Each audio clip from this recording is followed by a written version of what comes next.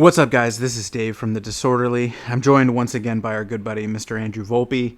We're talking about Uncut Gems. We're going to go full spoilers. It's been a little bit since it came out, maybe a week or so we're just going to dive into it. We're hoping that, if, fans of the film are interested in it, we'll probably talk about it later in future top 10 lists, things like that, but we're just going to dive into it. I'm sure Mr. Andrew Volpe would agree with me, but one of my most anticipated films of the year. Oh yeah, easily, right? You know what I mean? So, we're gonna just dive into it. Full spoilers. If you haven't seen the film, maybe throw this, bookmark this, come back to it later. If you're rounding out, your last fury of movie watching for the year, come back, give it a listen. But we'll go ahead and kind of get into everything. So just to kind of recap, hopefully you've seen it. If not, you're just a fan of the channel. You want to hear us talk about it. It's kind of an interesting idea for a film where it kind of takes place in the past, but, during a specific time. So it takes place kind of in New York, 2012. It's centered around the 2012 Eastern Conference semifinal between the Philadelphia 76ers and the Boston Celtics. It was a real thing that was happening. Mr. Andrew Volpe, noted sports fan. Do you know what sport they were playing? It was sport ball, right? Sports ball. Do you know what sport it was? Yeah, it's basketball. I mean, they're at a fucking basketball court a few times in the movie. Okay, so do you know? Credit. Well, okay, what is the professional organization for professional basketball? Do you know? What's the name of the league? I know this. It has 3 letters, right? Three letters. Is it NRA? Oh no, that's the gun one. Is it Mensa? No, damn it. You got to tell me, man. I'm sorry, I'm lost here. NBA. It's oh my God! Every time. We're not NBA. Joking. You really don't know. Did you know who Kevin Garnett was before this? I knew of the name, and I think I remember. I wasn't thinking about it going into the movie, but I think I vaguely remember seeing some articles about a famous sports person being in the movie, and even though he was really good in the movie, like he acted quite well, I thought you could still tell he was like not a professional actor. Yeah, he's a little raw. He's a little unpolished. You know what I mean? But I thought he did great compared to most actual athletes when they play roles in movies. He's like miles beyond. Go watch Space Jam. Exactly, and let me know how your average NBA player does on camera. Any movie with Shaq, really, I think can qualify. Shaq has grown leaps and bounds. Since was it Shazam? Or what was the one where he was the Iron? Steel. Like he was like Iron. Are you talking about the Steel? cinema classic known as Steel? Yeah. Yeah. You know what I mean? Yeah, so the extent of his basketball knowledge really does. If there's a crossover, with superhero films or whatever, Mr. Andrew Volpe he's all over it. But it does take a crossover such as that to kind of get into his periphery. But, sports. Some sports movies I'll get into purely on like if the movie, you get wrapped up in the emotions. You don't have to be into sports to enjoy a sports movie, but it helps sometimes. So that's the thing is I guess from my perspective, you can see that the movie still works even if you don't know shit about sports or gambling or anything like that. It's just you can get wrapped up. I think it definitely helps because do you know much about gambling? No. Come on, we used to play poker. I'm terrible. No, if there's two things I don't know, it's sports and money, and that's like pretty much this whole movie. Yeah, we were in high school. Our friends loved playing poker, and neither of us were really into it. So we would just go see movies, right? Yeah. Remember that we would just abandon the group a lot of times. Yeah, we were not big into poker, gambling. You used to we'd have the kids that were like read the books and knew all the statistics. Oh my god! And you would just like screw up all their hands because you'd be like, screw it, all in. And we had one or two particularly like just annoying assholes in the group that would freak out anytime you just like screwed up their strategy or whatever. So what I would do was we would play Texas Hold'em, and you're dealt 2 cards. And then you look at your cards, and then there's kind of the central, I'm explaining basic Texas Hold'em poker to people who probably know what it is. You've probably seen it on TV. But basically, the idea would be that they all would look at their hands, and then they'd play poker. I would not look at my cards, and I would play poker. Yeah. And so every now and then, I would win, man. I would win just because I had a good hand, and it would infuriate our friends. There was a few when I would people win. And there was one instance where one of the kids that used to remember, he freaked out and stormed out and didn't somebody drove. flip a chair or some furniture was flipped at some point. Yes, he was so upset. He flipped out and he stormed out, screaming that he had lost a hand because I playing like blind. You know what I mean? So shit like that is the reason why I really don't like gambling. Like, we're not huge gamblers, but it's fun to know a little bit so that you can kind of appreciate the insanity of this. Absolutely, and that's the thing is I kind of want to watch the movie a second time so I can keep track of all the numbers and the endless debt that's just going around at the flip of a drop of a dime. But like I got most of it, and like I said, you can still just understand that Adam Sandler Howard is making an incredibly series of increasingly bad decisions as the movie goes on. Right. Well, so what he's doing is basically like it was wild for me. Like, I'm sitting there watching this movie. I lived in New York City during this time, right. 2011, 2012. Like, the movie takes place in 2012. I lived in New York in this time. I remember very clearly walking up and down 47th, the Diamond District.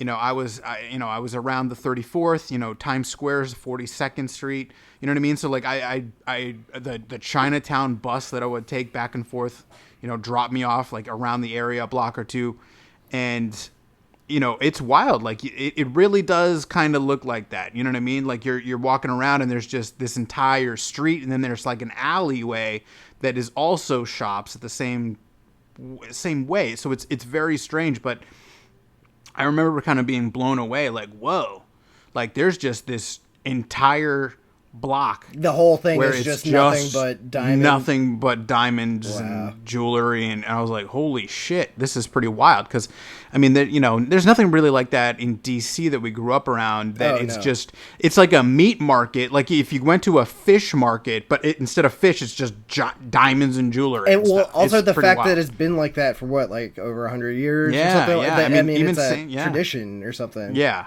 it's unchanged. And Sandler was talking about it. He's like, because I grew up, my dad kind of grew up in the area, or he had an uncle or family member that worked very close there. And then, he was there as a kid. And then, he's like, when I was on SNL, it wasn't that far from here. So I remember being around the area, and it hasn't changed. Wow. It looks exactly the same as it did like the early mid 90s when he was on SNL. Right. So yeah, it kind of has that like old worldness about it. And then when he goes to pawn the Celtics ring and he's talking to the guys who are clearly not actors, they're clearly like, this is what these men do for a living. They're talking about the VIG and how much they're going to get point. I'm like, oh my God, dude, the New Yorkness, and then the gambling, and then the fucking VIG rates and stuff. Dude, you're like, my brain is melting. It felt like you were in New York, like just the crosstalk, like people, like, how much of this movie is just people yelling at each other, right? And just like fucking, and also just like, Howard's continued like this, like just blatantly, flagrantly like disregarding the fact that this person will kill him. Like, there's so many times that he's just digging himself deeper and deeper and deeper and deeper, and it's interesting. It really does kind of like, that's the central focus, is like this guy that's like a fucking gambling addict for life, like adrenaline addict and stuff. Like, I mean, did you ever? I feel like that is kind of a New York thing, though. Like this whole, like, you kind of have to be a shark to survive. Like, did you ever see anything like that in New York, or did you ever? Oh yeah, yeah, yeah. It's a weird vibe in New York. I think just because people are are so insane and desperate. Yeah. You know what I mean? Like, Yeah. and you can sense his desperation. Yeah. And you're like, wow, I wonder, he's just living, foot to mouth, hand to foot. Like, I don't know what the expression is. And then you're like, oh no, he lives in a palatial estate in Long Island with a lovely family and he's driving a nice car. Like, but he has such a, and he affords a house and then an apartment in the city. I'm like, man, this is just wild. It's like Mad Men shit. You know what I mean? Where, these guys make a lot of money, but it's just never enough. You know what I mean? And it's more just money, like, more problems. You know what I mean? It seems like such a, like, it could all disappear in, a second or something. Right. You know? No, and then just the weirdness of guys coming up and trying to, how he plays off kind of the two guys that owe him money, and he kind of hands them off the fake Rolex, and he tells them where to take it, where to go sell it. Just the wildness of living that lifestyle. Just you know what I mean? the amount of, I'm like taking out a loan from this guy to pay back this guy to lie to this guy, like the juggling act of that, and you just get like, anxiety thinking about what his mind must be like, just constantly. That's how the Bros have kind of. I think that's their theme. Yeah, I mean that's like kind of like it sounds like I haven't seen a ton of their work, but it seems like that's the type of character they keep going back to, is that smooth talking sociopath kind of. And from what I understand, because I watched a little, like the Criterion Collection had a little documentary on them, and apparently a lot of this is based on, like, Howard is largely based on their dad, who was like a diamond runner for the jewelry district, and like so a lot of the stuff in this movie is based on stories that he told them, and he was apparently like a very crazy guy who like same sort of thing, like he could have a ton of money one day and then he wouldn't be able to pay rent, so they'd have to like move out all of a sudden. Like they get home from school and he'd be like, hey, pack your things, we're moving upstate because I owe some people money or something like that. But yeah, so apparently their whole career for the last 10 years has been trying to get this movie made. And they had written it back in like 2009 or something, and they had been trying to get Sandler to do it then. And, really they've, until they started getting clout with things like Good Time, this is like the first time they've actually been able to pull off something like this. Where they kind of talked about how they... It's weird because they said it was for Sandler. And I think like Sacha Baron Cohen was kind of in talks. They said Harvey Keitel at one point even. Harvey Keitel would have been kind of weird. Weird as shit. Yeah, they said they were going to try to make him old. Yeah, that would be awful. Yeah. Well, plus, it would be a Bad Lieutenant, just old. No, I know. I don't. That wouldn't like be cool. I don't like Keitel for this. Yeah. But Sacha Baron Cohen would have been cool. He would have been perfect for it. And then they did actually cast Jonah Hill for it. But then Jonah Hill had to pull out. Yeah, I mean, honestly, Jonah Hill got busy or something. I don't know if it's like officially out there. You're right. But when they were shooting Uncut Gems, is right around the time he would have been wrapping up mid-90s. Okay.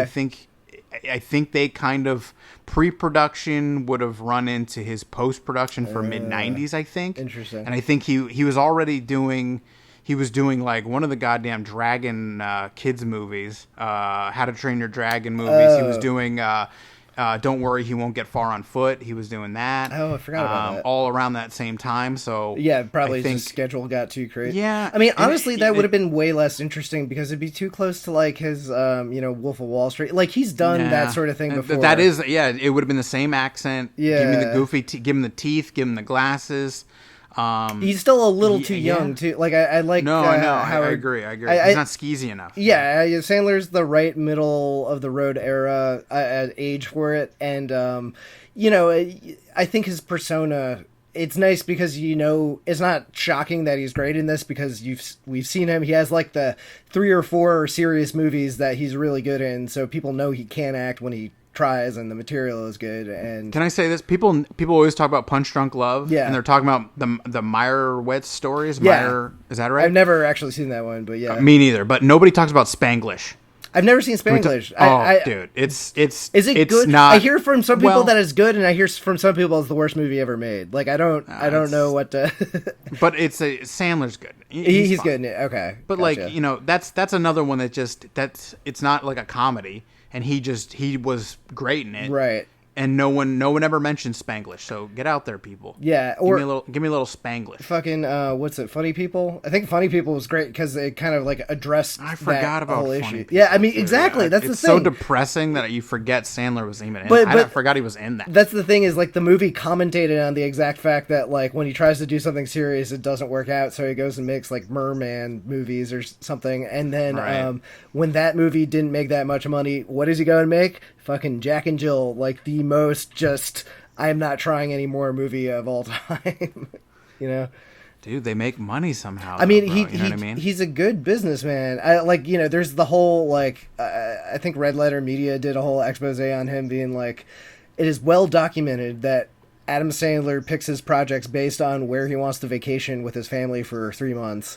And Dude, you know I tell ya. that's why half of his movies lately have been like, oh, we're going to go to Africa in this one, or Hawaii, or you know, it's all comfortable tropical vistas and stuff like that. But you know, more power to him. It makes money, and same thing with the Netflix deal. Like, I've not seen one of those movies, but apparently they do well, and they have a specific Keep making audience. them. You know what I mean? People must be watching them. That fucking stand-up thing he did was great too, and I still haven't seen that yet. It's yeah. totally awesome, and he even goes into in that like, I know you guys don't think I'm funny anymore. Like he knows what kind of like a lot of the perception is. Because I think he did that. That was his comedy. I think that special was in the run up to this role, and I think I was reading that or I watched something with him where he was talking about it, where he's like, that's how I kind of helped prepare for this, or you know, to kind of the stand up and stuff and getting in front of people. Because I heard that he apparently just like pretty much stayed in character the whole time. Like since there's so many real people in the movie, like basically they like people would go up to him and try to talk to him as Adam Sandler, and he would talk to them as Howard, kind of like as though like, you know, Howard's a popular person too, so it's like people that he owes money to or something like that. Like he did they apparently all did a good job of kind of like using like keeping the rawness of the kind of guerrilla style, but still using Sandler's, you know, manic energy and everything. Yeah, because I've watched interviews with the Bros, and they'll even refer to Sandler as Howie or Howard. Yeah. Like they never. It's a weird thing. Like, we're well removed. Like, it shot like September, October of 2018, and they'll still go to like TIFF and mention him as Howie. You know what I mean? So like it's pretty wild. But yeah, I don't know. I mean, did you enjoy kind of the same frantic pace? It was filmed 35 millimeter.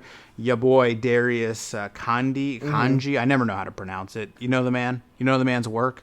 Yeah, he's apparently very famous. And, very famous. Apparently for the Safdie's for the kids at home, he's done the cinematography for such films as Seven, Delicatessen, The Beach, Evita, The U.S. Funny Games, Midnight in Paris, Immigrant. Yeah, all of you could go on Woody and on. Allen, I mean, European ones. Woody Allen one. Yeah. So my boy's been out there. He's been doing it. So I think he did Panic Room. Like, he's done a bunch of different stuff. So interesting that they kind of got.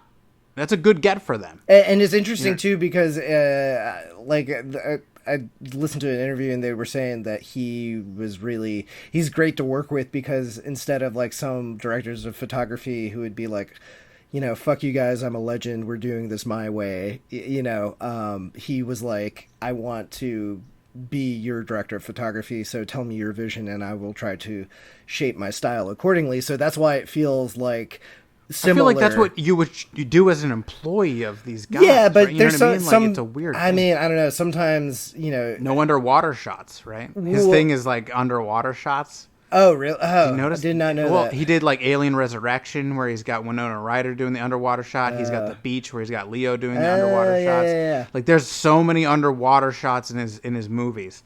Huh. But I guess he Didn't make it into this one. I mean, he well, that's the thing is his films are kind of like whimsical, especially those French ones, like City of Lost Children. Yeah, I was gonna say all of the things that director whose name Jean Paris Jeanette or whatever, like all of those movies are super fucking whimsical, and so you take any of those movies and you take this movie and say, oh yeah, they were shot by the same DP, you would never know that. I think, I could be wrong, but I think Josh Sadafi is usually his own DP up until this movie, so it was pretty cool that they were still able to keep the feel of their previous films for the most part. I feel like it doesn't quite have as much of the frenetic energy that I like so much in Good Time, but I really do like the film grain. Like, there's a lot of shots. There's a few times I noticed, especially on a big screen, like there's so many shots that are kind of like underexposed or like I did notice that, especially when it was the interior of his shop. And stuff like that. I felt like, damn, this is a little rugged. But I kind of liked that it was that rugged, or like the lighting the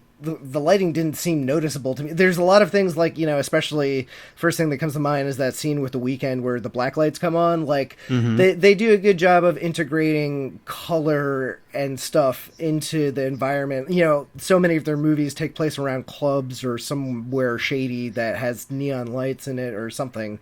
But all that really does add to the atmosphere. And I liked the grain, I liked the neon, I liked the dark, and that things were kind of dirty because this is like a fucking scumbum genre movie. Just everyone's just a kind of slimy dirtbag in it. So the club stuff really took me back because where they filmed that club shop is this club called One Oak. Oh, and, have you been around there or whatever? Yeah, well, yeah, sort of. So like when I trained, I've been training Brazilian Jiu-Jitsu for a long time, and when I lived in New York, I trained at the Renzo Gracie Academy, and infamously one of the owner, Renzo Gracie himself, one of the legends of Jiu-Jitsu and MMA and UFC and all this stuff, he basically got in a fight with one of the bouncers at One Oak. And so like, or like the family, was it Henzo? I don't know. I don't want to speak out of turn, but yeah, if you Google like Gracie One Oak, like you can Google like the news stories about that they didn't know who he was or something. I don't know what the situation was, but that's how I kind of became aware of One Oak. But I remember kind of seeing it in New York before that happened. I didn't go clubbing or anything, man. But it took me back, man. Like the incident where they leave the club and they're kind of having the spat, where his girlfriend's in the bathroom. But when they get on the street, I was like, damn. Yeah, I'm sure. Well, I mean, how many times have we seen? Remember, because you came to visit. Yeah, I was gonna say we saw that that same scene play out 12 times that night. So I picked up Mr. Andrew Volpe at Penn Station, like late. Right? Yeah. What time did your train get in? Like 3:30. Like it was late. The middle of the night. And we were like, you know what? Let's take a lovely stroll through New York. You know what I mean? It's the middle. It's late. But there's still people. New York is weird, man, because you're like, what time is it? Yeah. Is this is it 10 o'clock or is it like 6 in the morning? Like it's just dark out, but like nothing really changes. There's people everywhere, depending on the block. But yeah. And so we were literally like at one point we pick you up at Penn Station, you're like, oh, I gotta go to the bathroom. Oh, there's a guy tying off in the stall, like you know what I mean? I remember the whole thing.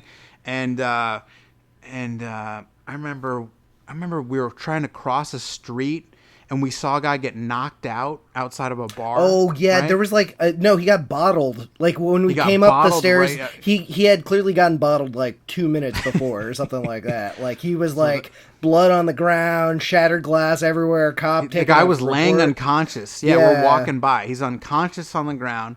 We saw a car accident. Yes. Right? Didn't we see a car rear end and then the drivers are going at it and screaming at each other?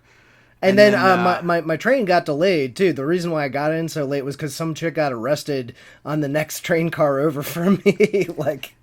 And I saw the whole thing play out like outside my window at the train station. That took like an hour to play out and everything. That was great. And then, do you remember what hotel were we walking in front of and those girls got out of the car? I didn't know which hotel it was, but I know which ones you're talking about.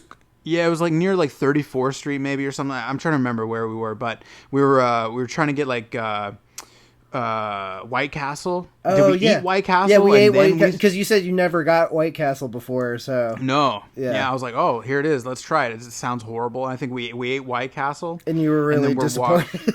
I was like, oh, this is terrible. And then we're walking around, and we're at this hotel. We were walking in front of this hotel. These girls stumble out of a car, and they're like, hey, like one girl was okay, and then the other girl was just refusing to leave the cab or something. Yeah. And the girl was like, yo, you got to help pull my friend out of this cab. These two like cute little blonde, white girls or whatever. And we're like, okay. Like, do you need any help? Are you guys okay? Are you going to survive? Like, I'm worried for you. You know what I mean? Yeah. I was like, do you need help? Yeah. You know what I mean? I'm like concerned for you. It wasn't like an opportunistic type situation. No, but it was more like, how can we help you? But are you gonna be okay? Yeah, there's so many, especially like that, or couples screaming at each other after the at the bars around 3 in the morning. Yeah, it's like after the bars have closed, but like everyone's got to be after everyone's been hanging out outside for like 45 minutes or something. That's when the really dumb shit happens. Just girls screaming. Yeah. Oh man, so a lot of this aesthetic took me back. You know what I mean? And the other thing is it felt so authentic, and things like that. Like I think I heard them talking about that cab scene in particular. Like they filmed that shit on the street. There's real people walking around in the background. Like, and that's the thing is like the people didn't know it was fucking Adam Sandler. Like you see something like that and you kind of look away. But yeah, man, they were going at it so hard, and it just puts your nerves on end the whole time. You feel like you're there and you're stuck listening to it, So let's get into my favorite scenes, your favorite scenes. Did you like the plot? Did you like the ending? What was your kind of favorite scene? How did you feel about it? I thought it was really great overall. Like, in general, this year I've had this weird problem where, I keep tabs on what movies are kind of getting a lot of heat and everything, and might be potential like best of picks for the year. And so I'll try to mentally prepare myself going into a movie that like, you hear about a movie for months and you start crafting your own expectations and everything. And even if the movie is fucking perfect this year, for some reason, almost every movie I've seen has left me like a little bit disappointed. And it's just like, I don't know how, like, that's the thing is like, I there's a lot of movies that I would love to go back and rewatch in 6 months when I don't have to worry about the hype and everything, and kind of judge the movies on their own terms. But basically, so long story of it all is like, this is kind of one of those a little bit. Like, I really love the movie, but this is definitely, like we said, like this is the thing I've been looking forward to the most all year, and I thought it was really great. I still didn't quite like it as much as Good Time. I'm right there with you. Yeah. I didn't want to say anything. And we haven't talked about this. Yeah, like, not at all. We're very careful. Like we really do want to kind of save it for the show. Yeah. Yeah, because we have very vague, veiled texts back and forth. Like, have you seen this? Yes, I have. Are you ready? Yes. You know what I mean? Yeah. Like, because, and I think because I saw it. I think Christmas Eve. And you saw it today, right? Yeah. Or yesterday? Or yesterday, yeah. Okay. And so, like, I was like, I have seen the movie. Yes. Tell me when you see the movie so we can podcast. And I think I was like, listen, because we were trying to figure out like what we were we've seen, the both of us have seen so many movies, like we're trying to figure out which things to kind of do. We're trying to do like our end of year list and trying to fit in the and we were like, well, listen, I was like, I will tell you, it has made my top 10 list, and that's all I will reveal. I don't want to tell you where it falls, but now that we're talking about it, I am disappointed. Yeah, I penciled it in as probably my number one favorite film of the year. Exactly. It does it's in my top 10. It's not going to be, I don't want to say where the place is. I don't know yet. I got to think about it, but it's not number one. Yeah. Well, I'm a little, I left going, Yeah. Like I'm almost exactly the same with you there, and same thing without revealing my list. It's probably around the same ballpark of what you're talking about. And but and the film overall, but also Sandler. yeah, I agree. Agreed completely. Sandler's going to win the Oscar. Yes. Really? Yeah, I mean, it's like I don't know. It wasn't Didn't as even radical. get nominated for Golden Globes, right? Oh, he didn't. No, Oh, I don't think I so. didn't know that. I don't think so. Wow. I mean, So has anyone ever not been nominated for the Golden Globe but won the Oscar? probably. I mean, I don't. I have to look it up. I'm not that good with the. And I'm not an award show like expert or anything, but like, Well, this seems like the type of rule thing of that thumb would is sweep right, sweep something like the Independent Spirit Awards or something. well, it's been out since like what? Because it premiered like back in August or something. Probably, right? yeah. At some festivals. People like have it's been made talking the about it circuit. forever, People yeah. have seen it, so it's not like it's like we didn't get a chance to see it and then he missed the Golden Globes. Like it's been out, dude. Yeah. Well, like the people who know have seen the shit for like half a year. I mean, maybe it could be. It's weird because this is the sort of role that you would. It is totally like an Oscar push sort of role, but maybe it's a little too scumbummy for mainstream Oscar. Maybe it's Adam Sandler has been doing this before and he's kind of been burned a lot, and I think probably talked a lot of shit about the mainstream Hollywood or critics and everything like that. So maybe that didn't help his case. I think that would be a shame because I agree. Like I don't think his performance lived up to all the hype that people were saying. Especially, I remember especially going fucking, like, what? Yeah, like the thing that got me is they had this whole thing about like Daniel Day-Lewis called up fucking Adam Sandler. I saw that headline. I went, wow. What? Yeah, so like that's the thing is like I kept on trying to tamper my expectations, but you read that shit and you're like, oh, what is this gonna be? And it's good. It's just not that far out of his wheelhouse. I was like, how is it gonna? It's gotta be better than Good Time. They've learned. They're more money. But it's not. Pattinson to me was the best male performance that year. Yeah, agreed. And he didn't get nominated, but he was my favorite. It was my favorite. Well, you know what I mean? so going back I was like, going back to your perception of the actor versus the real thing, I kept on wondering if maybe part of my reaction was, Good Time. I didn't know who the Safdies were. You dragged me into that movie. I remember like 3 or 4 years ago. And I had seen the trailer and been like, the Twilight guy's in it. I fucking hate him. This looks stupid, whatever. We go to see it. And I was like, this is the coolest fucking movie ever. What the hell? Who are these people? Like, Pattinson is awesome. I'm totally keeping an eye on him from now on. Totally made me do like a 180. So I was wondering if, just like because you can't recreate that same surprise, if maybe that was factoring into it and I was getting the same critical eye. And in the same way, since we've seen Sandler in this mode so much, maybe that's not a surprise. But I don't think I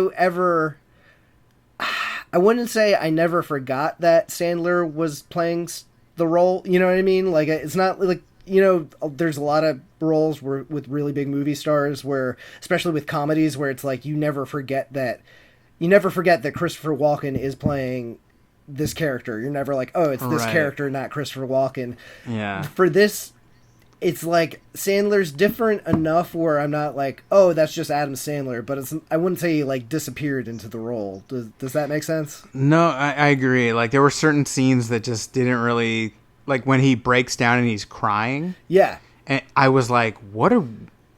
I started laughing. What is this? I was like, yeah. I was like, is he pretending to laugh? Yeah. Like to trick his girlfriend into console. Like I was like, is that what he's doing, or is he actually crying? Like I couldn't tell. Yeah, there was multiple points throughout the movie too where I interpreted things wrong, so I assumed the movie was doing one twist, and it just turned out I interpreted things wrong. Like I kept on thinking at a certain point in the movie that the gem got replaced with like a fake, like a Fugazi or something like that, because they kept on looking at it, and the first times they looked at it, it was all shimmery and like looked like it was kind of like glow in the dark or something like that, and then when he had it later, it was dull. So I there was like a good like 10-15 minutes of the movie where I was like, oh, the girlfriend like switched out the gem or something, and then I realized as it went on, like, oh no, I totally read that wrong. There's a few points because the movie moves so fast that like, like that's kind of why I wouldn't mind seeing it again. Is there's details. It's like I'm watching it going like, fuck, man, I wonder if there's some big like Ocean's 11 reveal where we're gonna figure out like how this paid for that, and he took this and that, and he's gonna weasel his way and blah blah blah.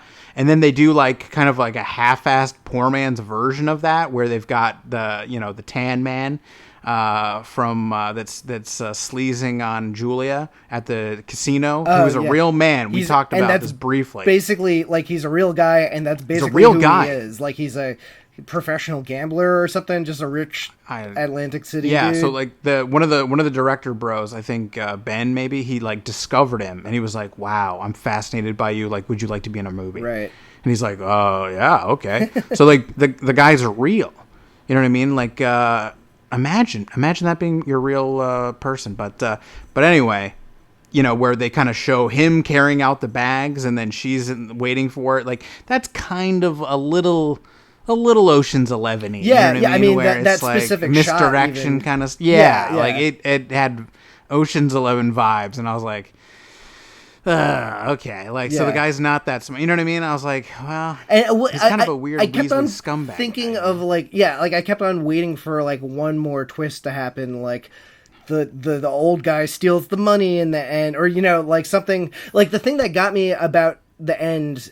That's the thing is, you start feeling a little less like Adam Sandler is so charismatic that you forgive him for making so many decisions for most of the movie, but even towards the end, it feels so apparent that the guy has a death wish that like when he has all, the skip to the very end, like when he has the 3 loan shark guys in the like weird partitioned area that they're locked in or whatever, like the thing that got me was like as soon as he locked him in there, I was like, oh, he's dead. Like the fact that he let them out was super. Like I was like, why did you let him out? Of course he was going to kill you.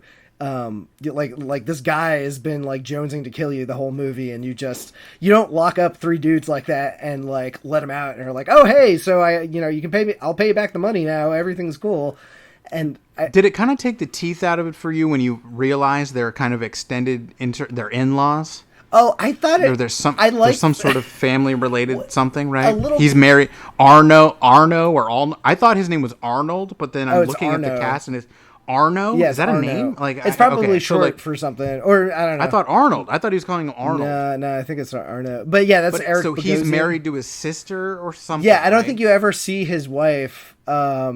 I don't know. I kind of like that reveal because it's so like, are you serious? His fucking loan shark is his brother-in-law. Right. Because Judd, well, he's using like muscle to try to get the money back or something. Right. So that's what it kind of gives more context to the play scene is when we're first introduced to him, right? Where he's in like the, but you don't know what the relationship is like. And then when he's kind of on the phone with him earlier outside in the opening scene where the first time the thugs are kind of introduced to him, and he's calling him like, hey, what's the deal, man? You're sending guys to me? What are you doing? And you're like, well, if you owe the guy a lot of money, that seems reasonable. And then they show up at his kid's play, and it's like, okay, like he's in the back seat. He could be just a gangster guy, whatever. And then he's again at the Passover. It kind of reveals itself to be more interesting, but it takes it kind of took some of the desperation out of it for me to realize that you're gonna kill a guy that you're related to. Exactly. Like, how's that not gonna come back to you? And that made Arno's character, Eric Bogosian, a little bit more interesting because he doesn't say much the entire movie, but there's so many shots of just his face and him looking at Adam Sandler being like, I don't want to kill this dude, but he's not leaving me any choice. Like, you can tell that he's reluctant to do harm to Adam Sandler, but like he's really not left with a lot of options as the movie goes on. So it's interesting, but like, yeah, that is another level where it's like, this is too crazy to be real.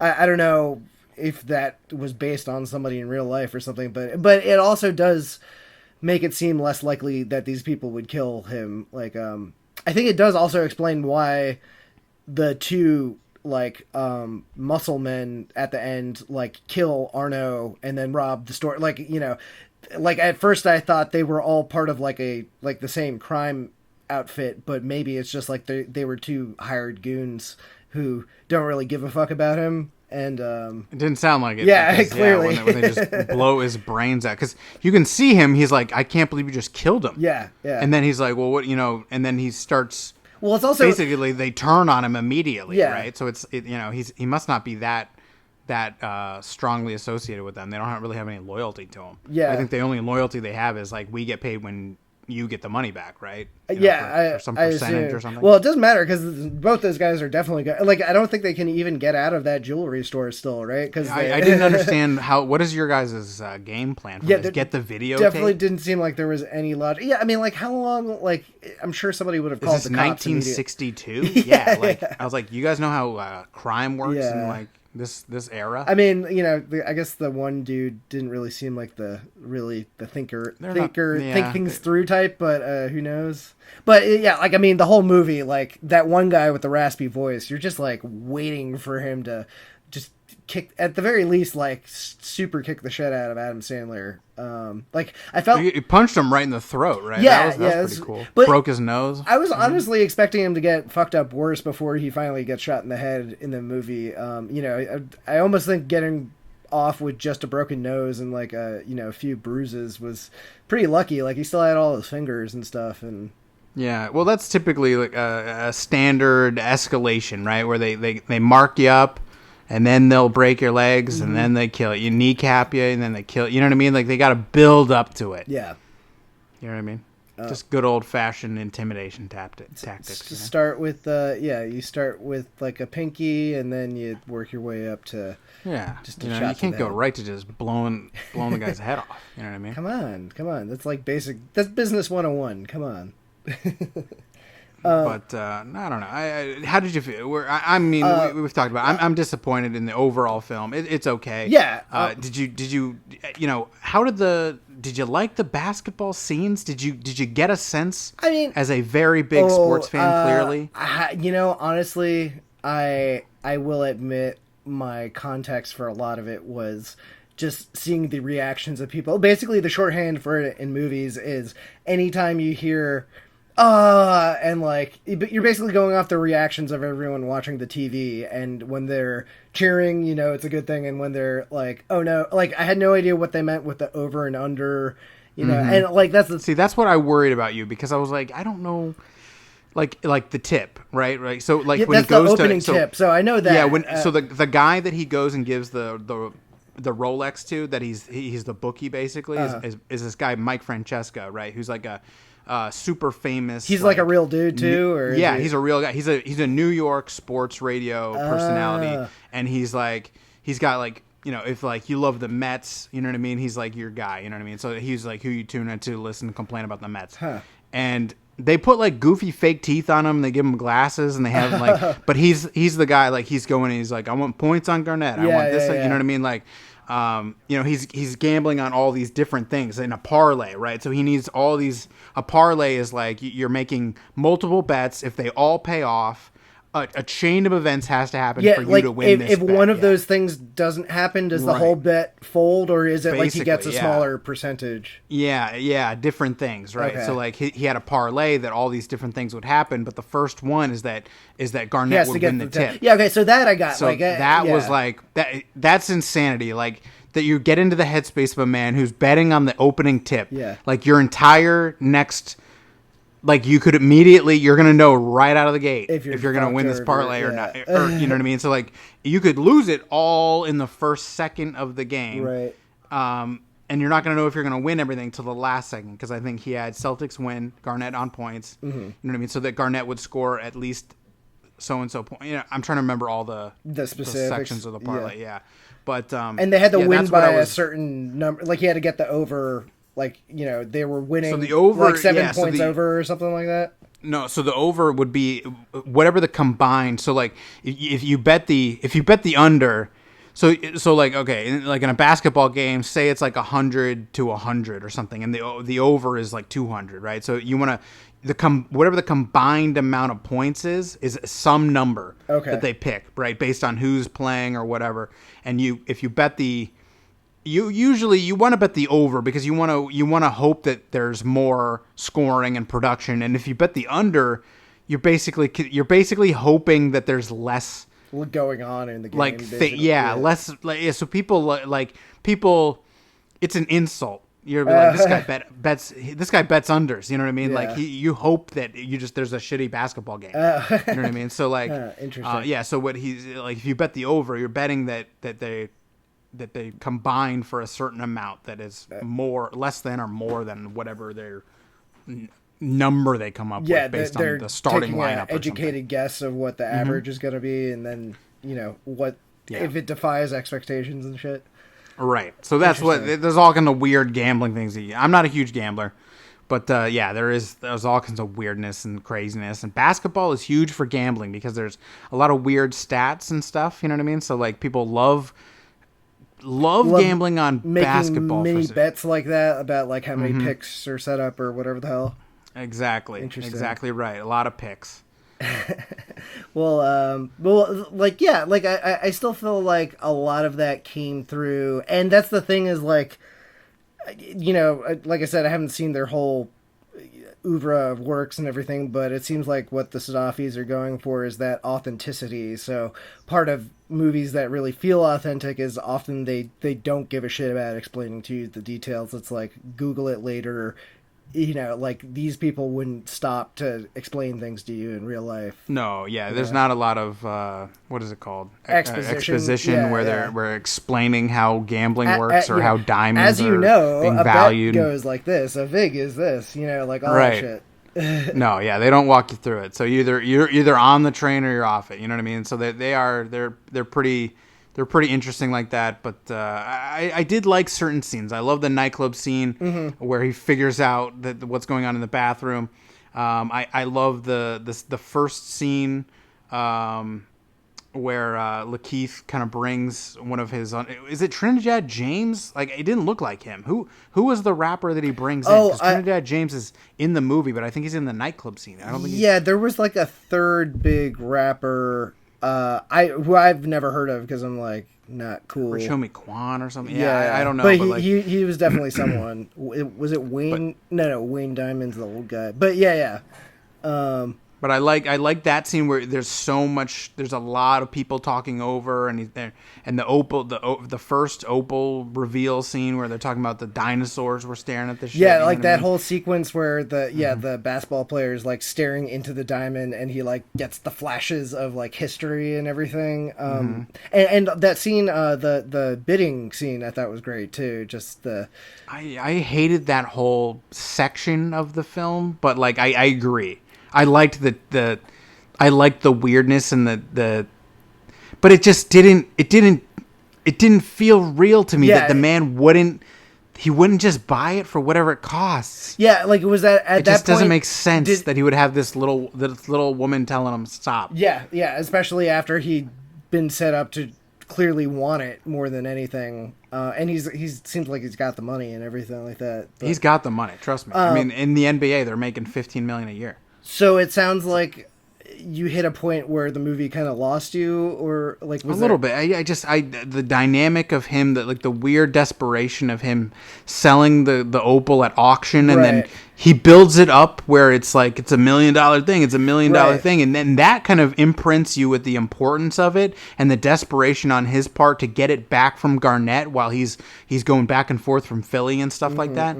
But then the sort of just weird reveal where it's like really not worth that much money. Yeah, like, you know what I mean? And then it's like he's gonna die over this thing, and he's only gonna clear like $60K. Yeah, well, so selling this. The whole drama of this film is centering around this thing that costs like what a nice car costs. Right. Well, so like I was confused by that. Did Howard just fuck up and miss? Well, that's the thing. Yeah, it's like did the auction house fuck it up? Yeah, like I kept on wondering, like, was that's where I kept on wondering, did somebody, like, that's where I was like, oh, the girlfriend switched out the gem or whatever, and like that is not, I think, telegraphed very clearly. No, well, and then when he's kind of talking turkey with Kevin Garnett, and he's like, "How much did this cost you?" You know what I mean? And he kind of reveals, I paid like $100,000 for it. I'm like, did he really? Because I feel like there's no way he paid $100,000. Yeah, $100,000 for it, but I don't know. Yeah. I was like trying to get. I was like, is it revealed to the audience what he actually paid? Yeah, I thought he was. I don't know, because they clearly established, like, it's weird because Howard is like constantly lying throughout the movie, but he has been weirdly truthful to Garnett for certain sections of it. Like the whole thing of him taking out the opal in the first place is his dumbest decision in the movie. Like, why would you? Sure. Why do that? Like, if he just kept it in the fucking fish or whatever, this whole movie would not have happened or whatever. But so I wonder if he was being honest to him because he was like starstruck. But I don't know. He's a liar, so it could have gone either way. That scene was interesting to me though, because I feel like there's some very small like subtext message about like the way cultures take advantage of each other or something, like when the Garnett brings up the fact that it's like black Jews in Africa like died to get these diamonds to him, and it's like, you know, Howard screwing them over by charging them, like, you know, basically paying like a tenth or like, you know, a small fraction of what it's worth. They're like blood diamonds. Yeah, and you know, like the very opening shots of the movie is like some guy like with his leg sticking compound out. fracture. Yeah, like it's so.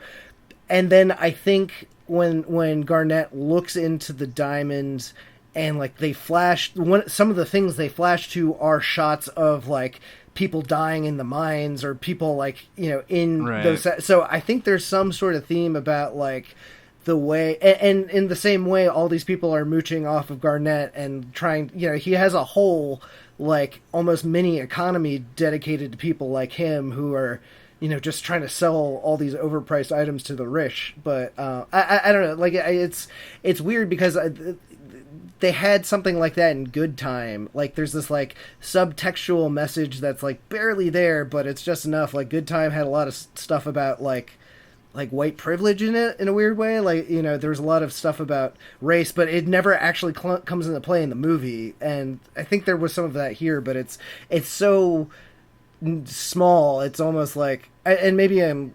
overanalyzing it and seeing something that's not there, but I think that's also another issue I kind of had with the movie too, is like aside from being this like character study about this crazy dude, like it's not really about anything aside from that, you know what I mean? Like there's not like I guess, you know, greed and corruption and all that sort of stuff, but like you know, it's mostly you're just waiting to see Adam Sandler circled the drain, and so that's, they still do a great job with it, but it makes it a little bit less exciting, I guess, if that makes sense. Yeah, it's weird because I think the Safdie Brothers Jewish. I assume they are. They kind of have a whole thing. So like it's kind of like they talk about, you know, you're back, you're Jewish again, congratulations. Like, you know, you're back, and then they had Judd Hirsch talk about, you know, he had, this fucking guy said happy holidays to me, like we're, you know what I mean? Like it's Christmas, you know what I mean? He's insulted, you know what I mean?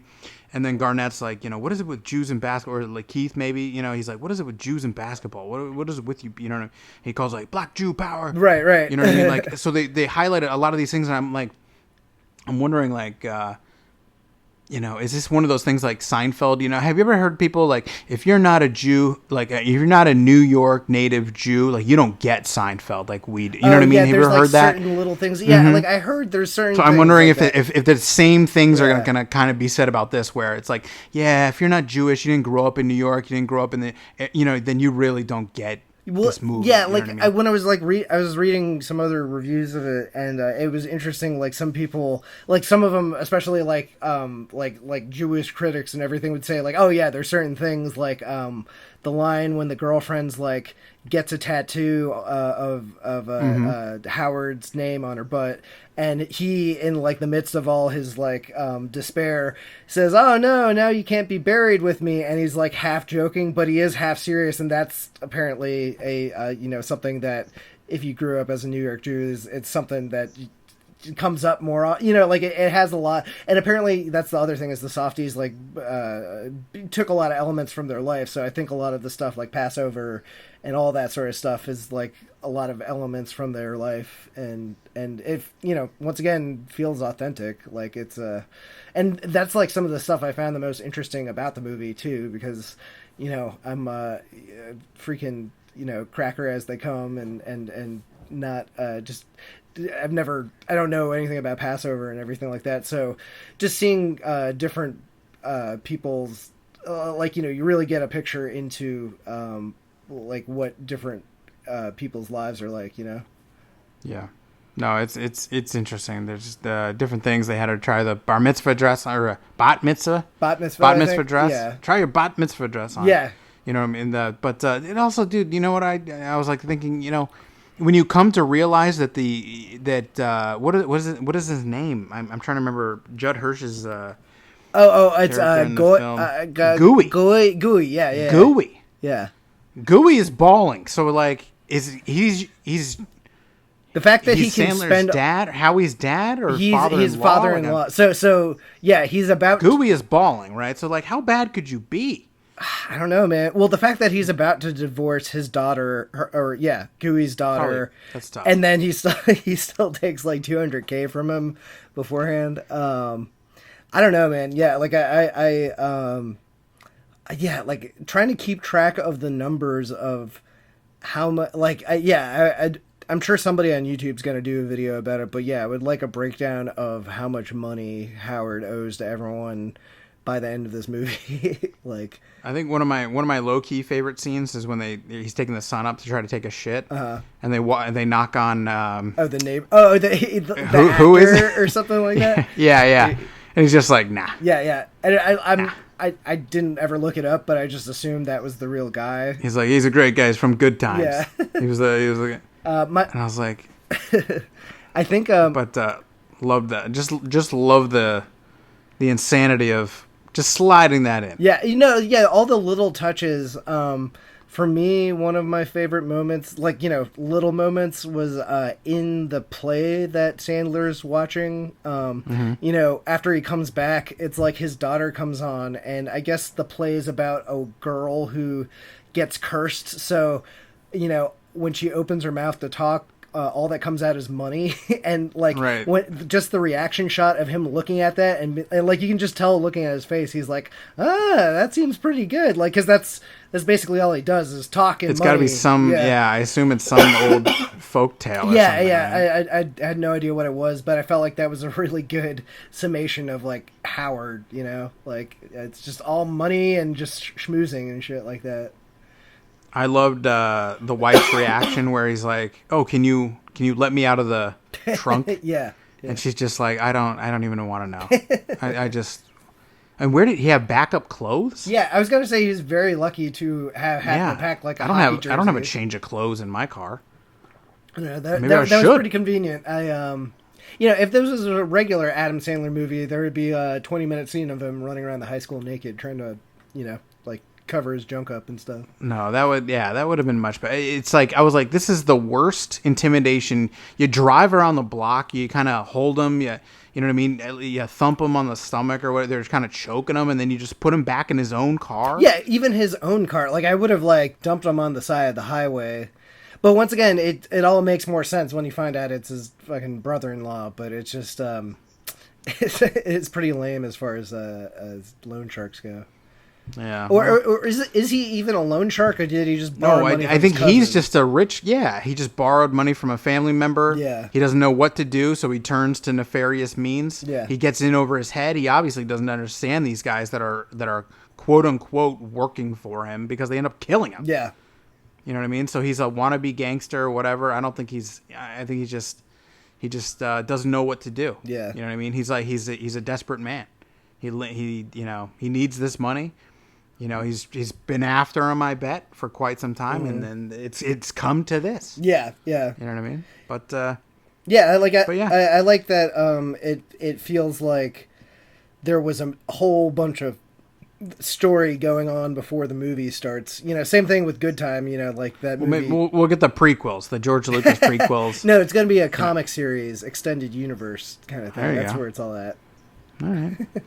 Well, any final thoughts? I mean, would you rate it? Do you want to start incorporating ratings? We do reviews, but we don't rate anything. Yeah, we can do that if you want. I would probably say you want to do out of 5? Want to do out of 10? That's more specific. Go ahead. Okay, yeah. If I'm doing this, I want to say like an 8 out of 10, maybe an 8.5. Okay. Something like that. Maybe. See, I'm scared to give anything above like a 7.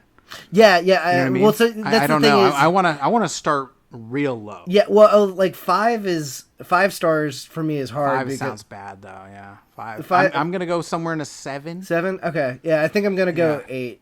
I got to come up with a movie that like everyone kind of agrees as a baseline, and then I go better than Star Wars or something. You know what I mean? Like better than episode. You gotta have 4. You gotta have something for your number 1, and then like stop where my mom will shoot as number. Yeah. 10 What are we comparing everything to? You know what I mean? Like what's I don't know. What's The Godfather? 10? 9? Well, I think you gotta go 9. It's like figure skating rules. 10 is like the best anything could be, right? Well, 10 can't. Yeah, nothing can beat 10. So you're going by. So yeah, you're going by nothing is a 10, but nothing. Well, 10 is unattainable. See, that's the right? thing is like if we're going by that metric, you might as well go out of 100 and say something is like 97%, a nearly perfect movie. Like 2001 is a 99 out of 100. Yes. Now we're gonna get like stuck in the minutia of it. Thumbs up, thumbs down. Yeah, I give it a thumbs up. It's still a great movie, even if it's not, like I said, not quite as good as Good Time. But like, I give it an 85 out of 100. If that makes sense. All right, pretty good. What is that? A B+? Yeah, I would say it's a B+, A-. Yeah, B+. I think. I'm trying to remember at our school. What was it? 93 and above at our high school. We went to Catholic school, so we had a weird backwards grading system. I think they beat our ass, man. We were just like, my dad used to be like, "Why didn't you get an A?" Yeah. The grades were either you pass or you're going to hell, and that's it. It's very pass fail. I think both sets of our parents were probably on the same page about a lot of that. Oh yeah, definitely. They were just not into it. They were like, why didn't you get an A? My dad used to just be like, what happened? Yeah. I'd be like, I got a B on this. He goes, a B? Yeah. He's like, what are you doing? Well, it's like they don't. Sometimes it's like literally you have to understand. Especially in certain schooling and everything like that, you have crazy teachers sometimes, and we had, I'm sure we'll have a whole podcast or therapy session on it one day. But like, like there's some. I remember I had one teacher, who was like super crazy, like Kathy Bates from Misery crazy, like very nice, never cursed, but like what subject? Biology. Did I ever have her? I mean, is it cool to say her name? Was she a nun? Began with a J. Is she? I think she's still alive. I'm not sure. I haven't still checked alive. Up on. Yeah, I'm surprised. We're pretty famous. But so she was. Could get back to them. Was my worst teacher ever. Or she was also kind of like a Bates a little bit from Psycho, because she had a mom. She was old, and she had a mom in a nursing home who she just constantly talked about and would do the whole thing where she stared out the window and like have talk some about boundaries. But so she would talk about in my mother's day during the war we would try to conserve staples so the U.S. could use them for bullets or something crazy like that. So she would make us. She told us this cockamamie way of like if you get 2 sheets of paper for a test, and instead of stapling together, they would have us tear the paper in just such a way where you could loop a strip of paper around and tie a knot with it in the top corner of the paper. And if you didn't do that right, you got 10 points off on your test. Not bonus points, on the test that had a biology test that this has nothing to do with. So, well, there you go. A glass half full. Learn how to tear some paper. tear apart, some and you paper get 10 because we points. never know when we might need metal for World War II. Meanwhile, wasn't it was like 10 grand a year over or more or something, whatever Yeah, our tuition we was. So it's like we could we afford paid to Staples. do this to Right. get, and also we lived in the best public school system in the country, or one of the best. So Absolutely. sometimes my parents Our ask, parents were just sadists. yeah, you know yeah. what I mean? Sometimes my parents were like, "Are you happy you went to Catholic school?" I was like, "Yes, yes, of course." You know, there's tons of other schools with great arts programming, funding, and whatnot. But no, this is fine. I learned so much. This was totally worth Yeah, it. we learned a lot. We had nuns that would beat the shit out of us with bones. Yes. We had insane teachers. Crazy. You name Oh, it. one teacher that was famous for thinking she got abducted by aliens. Who was that? Ms. H. She's kind of bigger. She when we're really just going down memory lane. But remember when the sniper stuff was going on, the DC sniper? Oh yeah. We were in high school during the DC sniper thing, where they wouldn't cancel school, but they would park vans. school buses. Yeah, vans and school buses around. Yeah. And so like, our I remember school I didn't is have set football up. Yeah, practice for like a couple weeks. our school was set up so that it has these glass walkways. Like you have to get, the building is really 3 buildings with glass walkways connecting everything. So Yeah, and big open courtyard in the front. Yeah. So you're just prime sniper target. And they were like, yeah, just park some buses in front. You'll be all right. dude, but so this one teacher, she was scared to go through the hallways, and understandably it was a scary time and everything like that, but man, she would just take off down the hallway. I would turn the corner and I would see her, and she was pretty big, and she would just Did you yell serpentine? yes, duck and cover, grab a student as the protection or something. But so I don't know, we had a lot of the staff was definitely just an assortment of different We had people that were disorders. willing to work for basically free because And there I don't think our teachers got paid a lot. there's so many teachers. There's this weird psychology, I think, for a lot of people, where there's a lot of teachers that we have that went to that school, and then Yes. they were like, "Yeah, I had a horrible time And they loved the school, But- right? But then yeah, they'd so be like, "I'm going to come back and teach here because I had a horrible time here," or because they're just so into the school that this is their life and everything. And I don't know. I guess more power to you if that's your thing. But it felt like some pathology going. It just seemed like you got some issues that you're trying to work out, and I don't think you're going about it in the right way. For sure not. For sure not. I'm trying to think. Yeah. So anyway, this has so much to do with this movie. Yes, exactly. But we take some. Yeah. We go off on jags. Every episode is if you watch all of or listen to all of our episodes in order, you just get a little bit more of a window into our lives, especially our high school years and everything. So Yeah, for sure. Everyone wants those. Who doesn't want to learn more about anonymous strangers on the internet's high school life? of course. I agree. I'm into it. So that'll kind of wrap that section up. We're going to work on our top 10 lists. I think we're probably going to record pretty soon. Nick is working on a top 10 albums of the year post. Oh, cool. He also did a top 10 TV show of the year. He watches way more TV than either of us. I don't think. Do we watch TV? I mean, I don't really watch TV. I kind of do but I don't know. I see all the posts that he makes, and I'm amazed that he's able to keep up with all these things. And No, he turns out these I reviews try. the day of too, and everything. He's doing Watchmen, you know what I mean? So he's doing all this Succession. Yeah, I can't do it by episode. I can't keep up, man. There's not enough time in the day.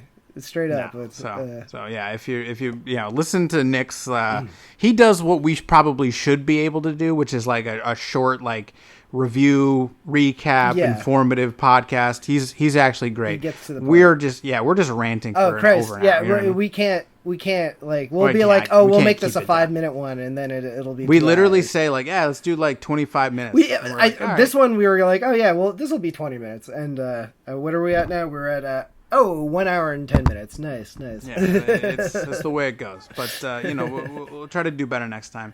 But yeah, we're working on our top 10 list. We're cramming movies left and right. I've seen in the theaters. I've seen probably a movie a day for the last like week and a half. Oh, Jesus Christ! You know what I mean? So you got to get them in. You know what I mean? So a lot of my list is going to be wild. I don't think we're going to have a similar list. I don't think so either, and I'm really intrigued about it because yeah, like I at first, you know, before I started binging all these movies a week ago, I was going to be like, oh, I bet you we're going to have the exact same list. And now that I've done this binge, I think we're going to have like one or two crossovers. And aside from I think there's a lot of movies that you loved this year that I didn't like at all. Yeah, totally. Yeah. So we'll see. A little tease for you guys. Yes. You know what I mean? So if you want to hear people talk about the same 10 movies, who the hell wants to do that? Who wants that? You know, I mean, I'm gonna make fun of his choices.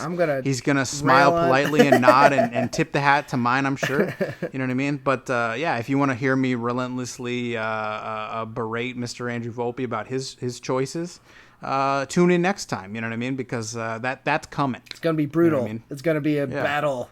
You know, this is our season finale, technically, if this thing has seasons. Yeah. So we'll get into it. We'll get into our top 10 lists.